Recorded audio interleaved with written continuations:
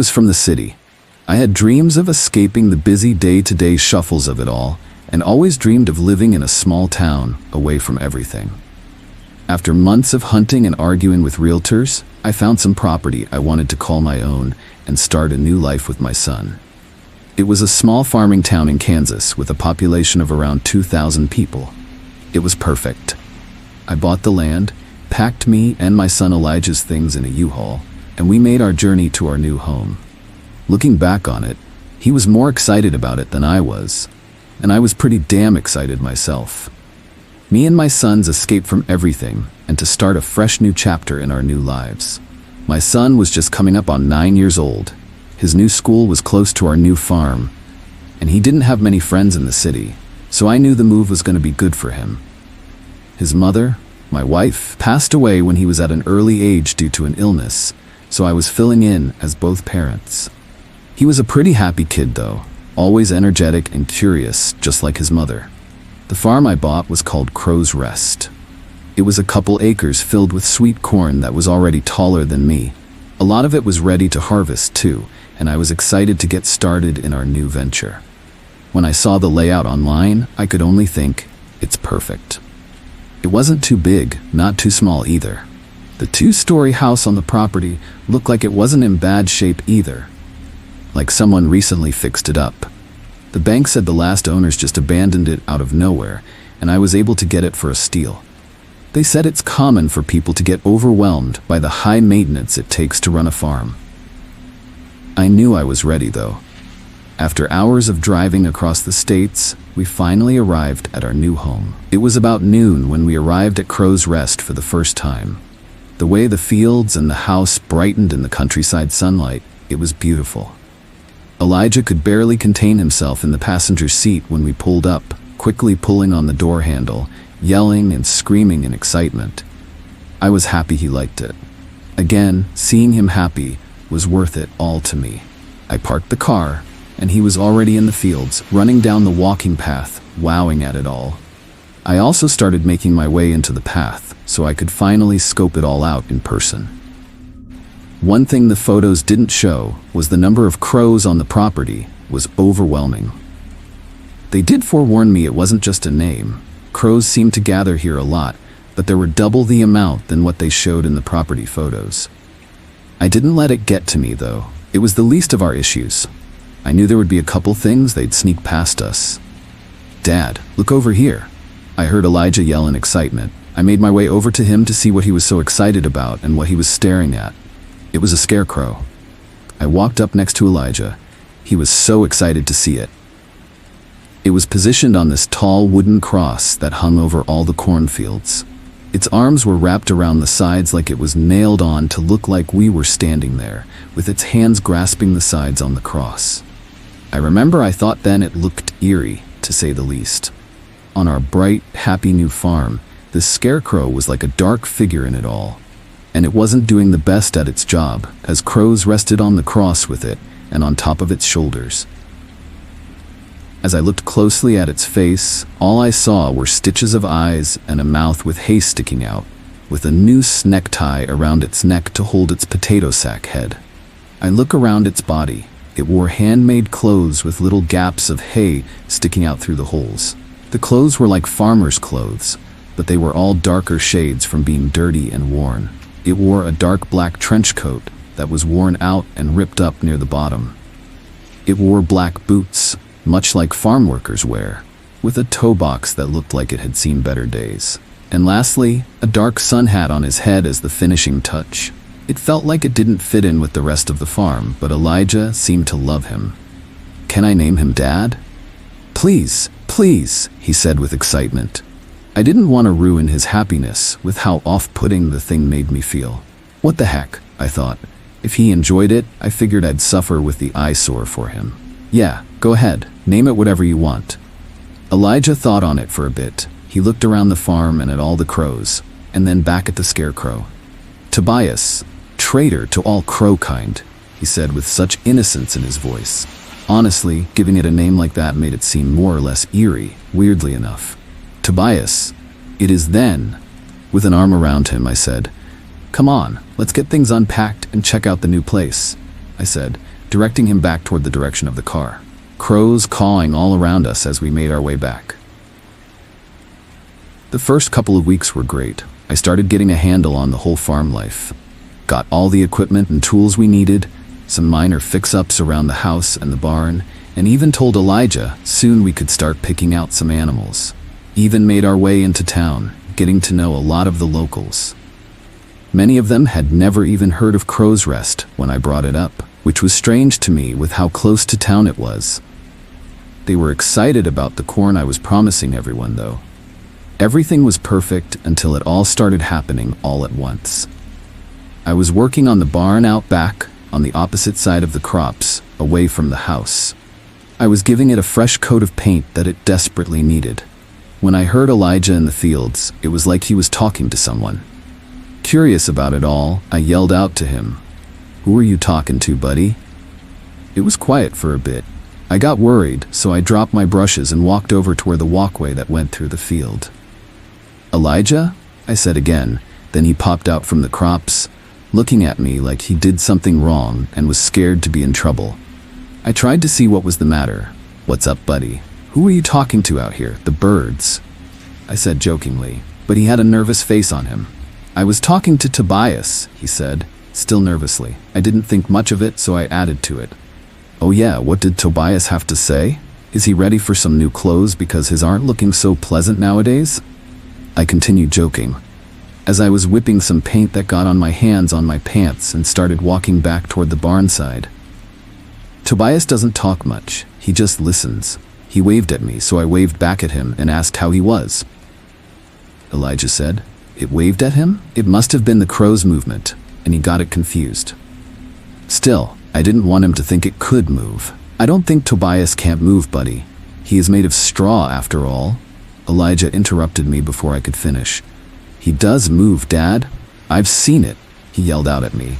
I had no idea what he was talking about or how to even respond back to it. "Are you sure, buddy? When did you see such a thing? Or have I been missing something?" I said, clearly arguing with my 9-year-old about if the scarecrow moved or not. "Well, he waved at me, and he leaves his cross at night. I see him moving around the field sometimes, and last night he was standing in front of our house." My heart stopped. What did he just say? The other stuff I could let go to his wild imagination, but if he saw someone standing in front of our house, that's when it started to become alarming for me. "Wait, you saw someone stand in front of our house last night? And you see people moving in the fields? Why haven't you told me any of this until now?" Elijah looked nervous, like he was in trouble for not mentioning it sooner. But this was concerning. I tried to level with him on it. "Hey, you're not in trouble, but things like this I gotta know about, buddy. We can't have people running around our property. It's not safe." I tried reassuring him if someone was stalking around the farm at night. I wanted to know about it. I'm glad he told me now so I can keep more of an eye out. "It's not people though, Dad. It's Tobias." Again, he tries to tell me it's the scarecrow, which in reality was probably better he thought that than it being a person. I didn't want to argue with him and upset him, so I dropped it for now. "Okay, let's call it a day and get some dinner ready." I put my arm around him, looking around our fields as we started to head back to the house, looking at Tobias hanging there before heading out of the fields. That night, after dinner, I put Elijah to bed and was on my computer working for a bit. I still worked from home remotely, even though we're doing the farm now, just to make sure we had some cash flow still, and I'd stay up at night, finishing the work pretty late, usually to about midnight. That night, I kept thinking about what Elijah said about people in our fields. It concerned me, so I figured I'd report it to the local authorities in the morning, just to have it documented. It was probably just some local kids playing in our fields, if anything. Then I heard something outside. It sounded like slow trotting footsteps right outside on the other side of the wall where I was sitting. I froze. There really was someone outside. What should I do? I remember thinking, I didn't even own a gun yet, honestly didn't think I'd need one. I slowly started to get up out of my chair and quickly made it over to the lamp to turn out the lights. I wanted to make the room as dark as possible so I could maybe sneak a peek out the window to see what it was before it could see me. I heard the slow walking thud of whatever it was still, But it wasn't in the vision of the window corner I was peeking out of yet. I could feel my heart pounding, nervously waiting to see whatever was just freely walking our property, hoping it was just some animal. Then I heard something very quietly. I heard words. "You're not real. Follow my voice. I can help you. It's just story, lost in the dark, all alone. Let me in, it's here. Let me in." It was like broken sentences with long pauses in between them. It said these things with a rustic, whistling-like voice. No doubt about it now, someone was outside just freely walking our property. Hearing the voices only made me angrier, honestly. I refused to let someone just freely walk our property. I finally gathered the courage up, grabbed a baseball bat I had downstairs, and started to make it to the front door. I swung it open and ran to the side of the house facing the fields, where I swore I heard the footsteps. I saw nothing. All I could hear now was the wind blowing and the crops swaying back and forth. I was so confused. I know I heard something. The night sky was clear, so I could see around me, but not well enough to look for people's footprints. I didn't know what to do. Then suddenly, loud crashing started, like something was knocking over plates, photo frames off the walls, and even the chairs. It's inside my house. Whatever it is, it was in my damn house. It must have snuck through the front when I came outside. My heart dropped. How could I be so careless? Oh my God, Elijah, I panicked. I quickly bolted back to the front of the house, going through the front door. It looked like someone had let a rampaging bull into our home. Everything was knocked over and smashed on the ground. Glass was shattered all over the kitchen floor. I was trying to move around to avoid stepping on any glass. I started hearing the rustic whistling voice again, only this time it was yelling violently, screeching more words throughout my house. Down the lane, through the field, I hear crows. Don't open your eyes. I made it past the kitchen, scrabbling to make it to the stairway as fast as I could.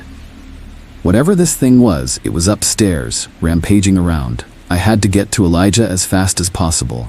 It continued to scream things upstairs as it was moving around like it was looking for something. "Olivia, hide, it's coming, Olivia. You're not real, monster. Help me, open the, keep running, it won't die." Everything it was saying didn't make sense, like fragments of sentences. But every word held weight to them. Its voice was terrifying, whatever it was. I knew it couldn't be human after hearing it scream. I made it to the top of the steps, hearing a blood-curtailing scream from Elijah in his room. "Daddy, help, it's gonna get me," he said in a tone that had pure terror behind every word. I push off into the hallway. The sides of the walls have holes and claw marks all up the sides, like something was pulling its way through the walkway. The door to his room was ripped off and hanging against the wall in the hallway. A loud crash, like broken glass, came from his room. I finally turned into his room to see no one there. I looked around in a frenzied panic. His room was destroyed, like it ran around fighting to grab him. I screamed out for him. "Elijah, where are you?" I heard him scream again. I noticed Elijah's window was broken open, like something busted through it and had jumped out. I rushed over and looked out, broken glass on the ground below, and then I saw him. Something dragging my son from behind into the fields as he continued to scream out for me. Disappearing into the field, only able to see the corn parting from above as they moved deeper into the thick of it. I turned around, making it back downstairs and outside, bolting into the direction of the fields, where he was getting dragged off too. Every chance I could, I screamed out for him more. Elijah's screams echoed through the night as it dragged him through the cornfields. My baby boy, begging for his daddy's help as it pulled him deeper into the fields with its rustic screeching howled through the night. I was helpless to protect him. Unable to do anything for him, I couldn't match its speed. It moved so fluently through the field as the crows above blanked the skies like they were its servants, watching me helplessly trail behind them, squawking and screaming at me as I pushed past the tall corn stalks, trying to keep close. Elijah's faint screaming led me toward where it was taking him. I felt so helpless. Tears started to river down my face. I lost his mother, and now I'm gonna lose my boy. I swore I would look after him, honey.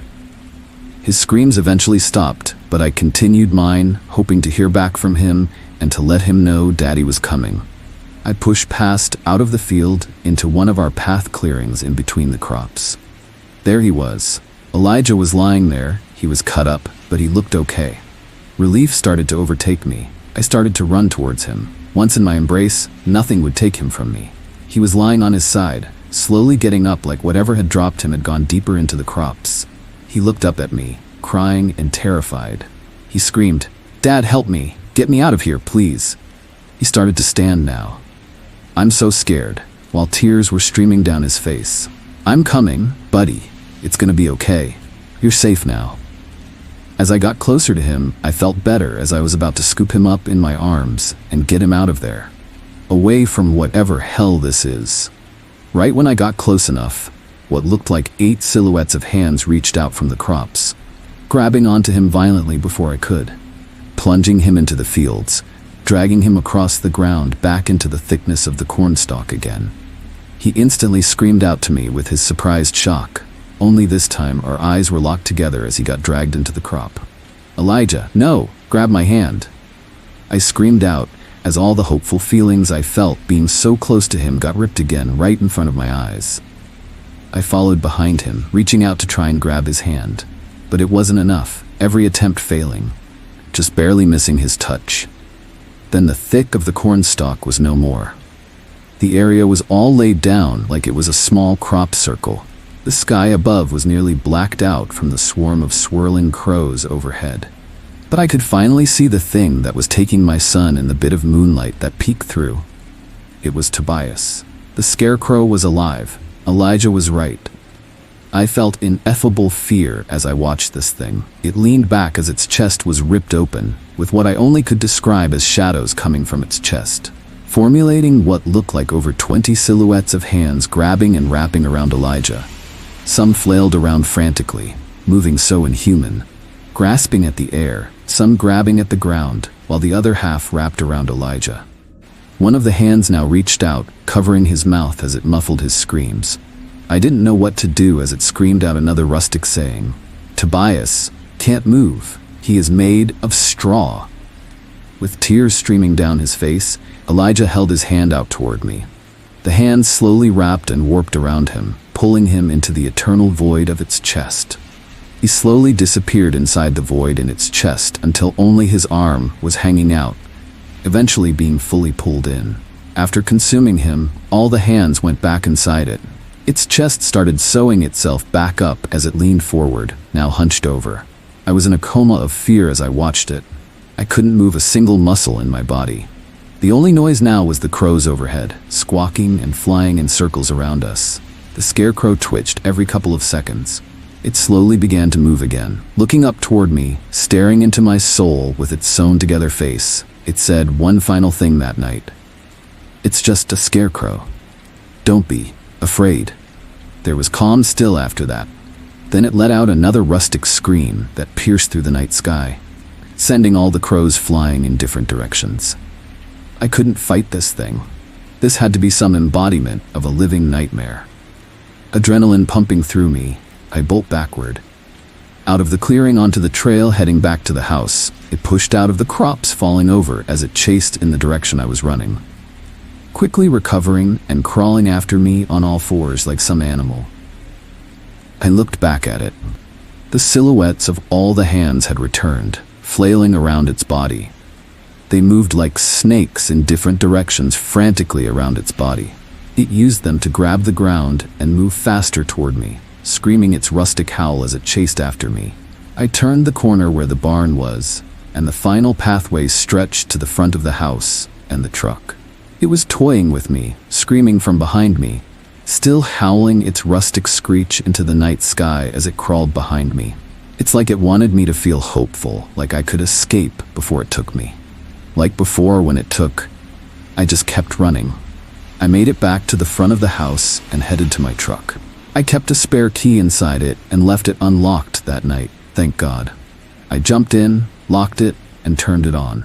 The headlights flashed in front of me, but I didn't see anything. I quickly put it in reverse and wanted to get out of there as fast as possible. My heart was pounding, and tears rolled down my face. I was unable to protect him, feeling I should have done more, But facing this thing felt like suicide. I just want my son back. As soon as I started to back up, it landed on the front of my truck, smashing the windshield on its landing. Its serpent-like silhouetted arms were now wrapped around the front of the truck. Its face was inches away from mine, the cracked windshield being the only barrier between us.